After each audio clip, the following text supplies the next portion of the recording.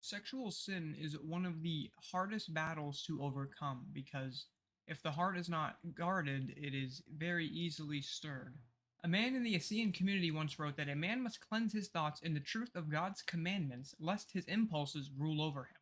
So this shows us that it starts with the thoughts. You must not allow them to become seeds and take root. Even the Messiah taught that if you look at a woman lustfully, you have already committed adultery with her in your hearts.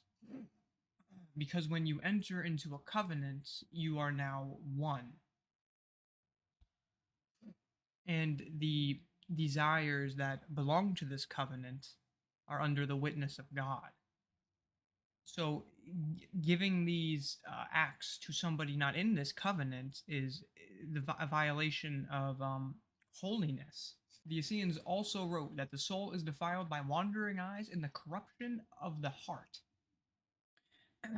So this goes into an analogy. We have three ways, or four actually, that we can be more holy in our walk with with God, and that would be to guard the gates of your mind. I've said this before, and I'll say it again because I feel like it's important for a lot.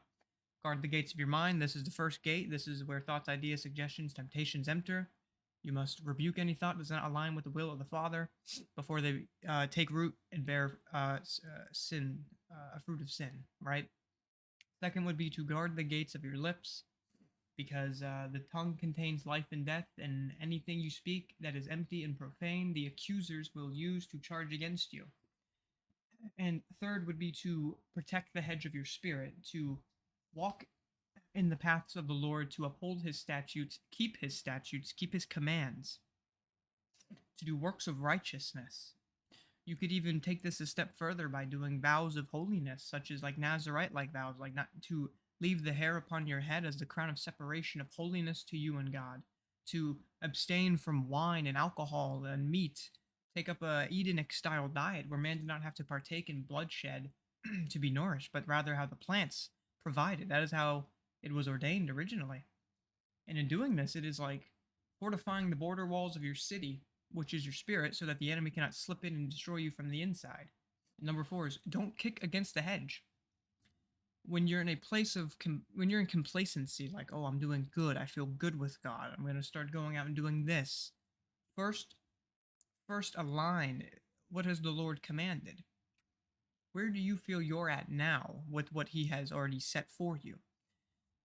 Because when you rush and you're not in the right spiritual state, this can become a snare, which allows the evil ones to uh, trap you and give hindrances.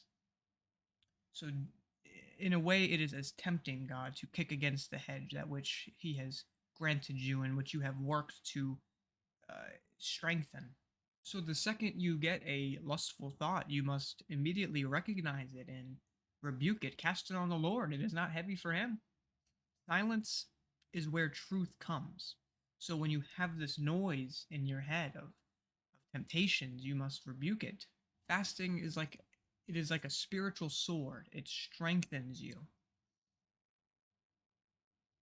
And scripture and the Essenes, we see fasting is key for growth spiritually. Now, purity is not just avoiding sin, but rather replacing it, right? With works of righteousness, with the spirit of light, with prayer, meditation of the commandments. And just because one falls into sexual sin, it does not mean that they're beyond hope or that they're automatically condemned. The Lord is merciful, he is just and freely forgives sin, for there is none like him. So if you fall 1,000 times, get up 1,001, and the Lord is just and merciful and compassionate to forgive you. So I will end off with do not be ashamed, lay bare your spirit before the Lord, empty the cup of your heart before him, and he is merciful and loving to forgive you.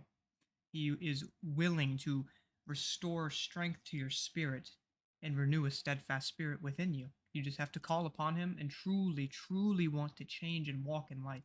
So guard your hearts, as it is written, for everything you do flows from it. Walk in discipline and stand in the light. Let his word illuminate your path, and do not turn from your left nor your right hand. May God bless you all.